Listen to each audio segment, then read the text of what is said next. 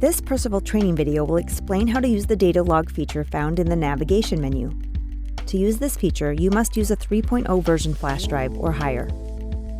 First, insert the flash drive into the USB port on the chamber.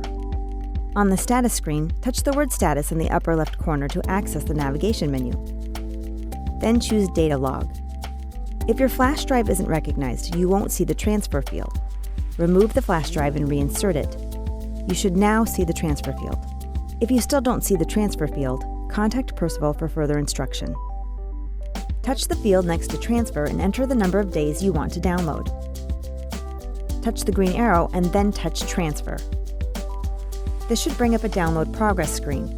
It takes approximately 1 minute per day of download to complete the process. You'll see a confirmation if the transfer is successful. Touch OK. Now you can remove the flash drive and insert it into your computer or laptop. It will show up as a CSV file, and the name will begin with the chamber serial number. If you have additional questions about using your touchscreen, watch Percival's other training videos, contact us through our website, or call 800-695-2743. Percival Scientific, helping you create better science.